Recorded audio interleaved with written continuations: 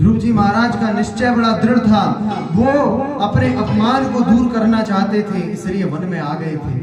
ध्रुव जी महाराज one में भटक रहे थे। 5 वर्ष के बालक हैं ध्रुव जी, 5 वर्ष का नन्हा बालक वन में विचरण कर रहा है और एक ही लगन है, वो भगवान से मिलना चाहता है, वो भगवान से कुछ मांगना चाहता है, वो भगवान से मांगना चाहता है कि मेरी सौतेनी माँ ने मेरा इतना अपमान किया, अब मैं चाहता हूँ कि मेरी सौतेनी माँ को मैं दिखा दूं कि सच में मैं उस पद के योग्य था, मैं अपने पिताजी की गोदी में बैठने के योग्य था, मैं भी तो उनका प्यारा बालक था, मैं भी तो उनका पुत्र हूँ, इसलिए अब मुझे ये साबित कर देना है, ये सिद्ध कर देना है कि मैं भी योग्य हूँ। और वो योग्यता मुझे कैसे मिलेगी? मुझे भगवान की भक्ति करनी चाहिए। लेकिन बेचारे 5 वर्ष के ध्रुव जी, 5 वर्ष के बालक को खेलने कूदने के अलावा आता ही क्या है? 5 वर्ष के बालक हैं, वो क्या जाने कि तपस्या क्या होती है, व्रत क्या होता है, भक्ति क्या होती है, नाम जप क्या होता है, तप क्या होता है, उन्हें कुछ नहीं पता, कुछ नहीं आता जाता। लेकिन भगवान को पाने की लगन है, इसलिए भगवान ने कृपा करके नारद जी को भेजा। नारद जी को सदगुरु बना करके भगवान ने भेजा।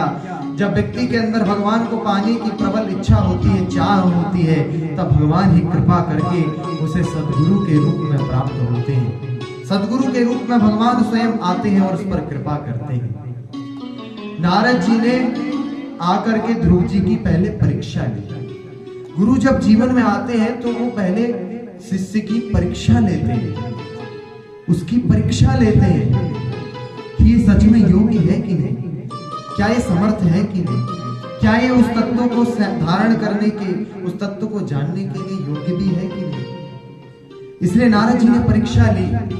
नारद जी ने ध्रुव जी से कहा कि बालक, 5 वर्ष की इस उम्र में किसी की बातों का बुरा नहीं मानते, किसी की बातों का बुरा 5 वर्ष के बालक को नहीं मानना चाहिए। तुम तो अभी 5 वर्ष के हो, कहाँ घर छोड़ करके वन में आ रहे हो?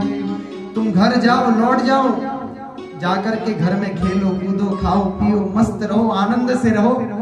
यहाँ वन में कहाँ भटक रहे हो? ये तपस्या तुम्हारे काम की चीज नहीं है। अरे ये तो बूढ़े बूढ़े बड़े बड़ी दाढ़ी वाले महात्मा लोग करते हैं तपस्या, कहाँ तुम छोटे से बालक और तपस्या करने आ गए? ये तुम्हारे काम की चीज नहीं है, जाओ तुम घर लौट जाओ। पूज्य प्रेम नारायणाचार्य जी महाराज की ऐसे ही दिव्य प्रवचनों का आनंद लेते रहने के लिए चैनल को सब्सक्राइब करें। नई वीडियोस की नोटिफिकेशन से सर्वप्रथम प्राप्त करने के लिए बेल आइकन को दबाएं। डिस्क्रिप्शन में दिए गए लिंक्स के द्वारा पूज्य महाराज श्री को सभी सोशल मीडिया प्लेटफॉर्म्स पर फॉलो करें। पूज्य प्रेम नारायणाचार्य जी महाराज का ये दिव्य संकल्प है कि श्रीमद् भागवत कथा एवं श्रीमद् वाल्मीकि रामायण कथा के माध्यम से शास्त्रों का ज्ञान जन जन तक पहुंचाया जाए।